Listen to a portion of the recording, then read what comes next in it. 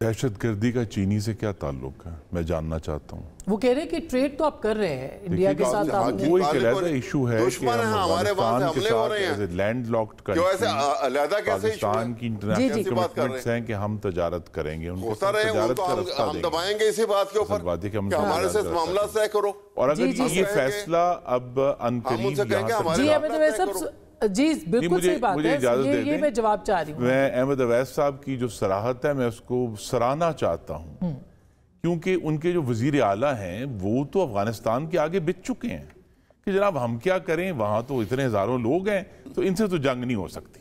ठीक है, तो ये कह रहे हैं कि ट्रेड भी ना करें, वो कह रहे हैं कि जनाब हमारे ऊपर आकर हमारे ऊपर से गुजर जाएं, हम क्योंकि हम इनसे जंग नहीं कर सकते, हम कमजोर हैं।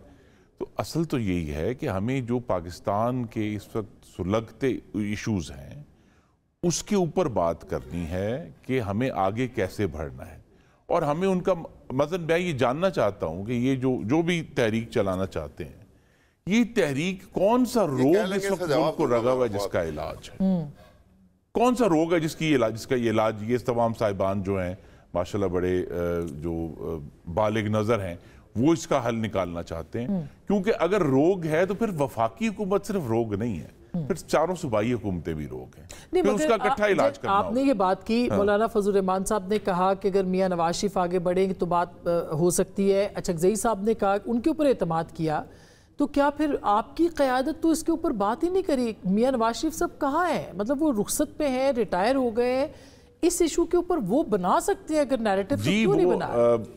उनसे ज़्यादा तजर्बाकार कोई शख्स नहीं है, और वो उस वक्त की वज़ीर आज़म है जब पाकिस्तान ने अपनी तारीख की सबसे बड़ी दहशतगर्दी के खिलाफ जंग लड़ी, जिसे हम ज़रब अज़्ब कहते हैं। और उसका ज़ाहिर है एक दिन उनकी आंखों के सामने से गुजरा है, जब वो ज़रब अज़्ब से 2016 के आखिर में फिर रद्दुल फ़साद में शिफ्ट हुआ, तब भी वो वहाँ मौजूद थे। ये उन्होंने फैसला करना है। हकीकत ये है कि पार्टी के साथ उनकी वो कम्युनिकेशन नहीं है कि हम कह सकेंगे वो कब इस पर बात करेंगे।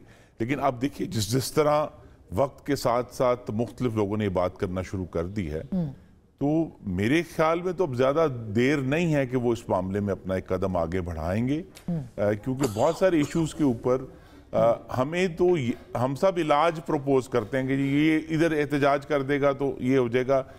बात यह है कि वो कौन सा इशू है जिस पर हमने एक मिलकर बैठना है। इस वक्त तो अर्जेंसी नंबर 1 टेररिज्म की है, नंबर 2 ये है कि हम इस मुल्क में किसी भी तरह चाहे आपस में गुफ्तगू करके इस तरह की सियासी इस्तेहकाम ला सकें जिसकी बुनियाद पर फिर मुल्क की मुईशत आगे बढ़ सके। अब देखिए ना, आप खुद कहते हैं कि भी पीटीआई पे आपको इत्मीनान नहीं है कि वो तालिबान से जो हुकूमत है अफगानिस्तान की उससे वो बात करना चाहते हैं, वो टीटीपी के हवाले से आप उन पे इल्जामात लगाते हैं। नहीं, मैं इल्जाम नहीं लगा रहा, खुद इमरान खान ऑन रिकॉर्ड है कि 40 से 50 हजार तहरीक तालिबान पाकिस्तान के लोगों को उनकी हुकूमत वापस लेकर आई। जवाब ये भी कहते हैं कि फिर 2022 के अंदर भी आपकी हुकूमत जब गई है, जिसमें कि ख्वाजा साहब का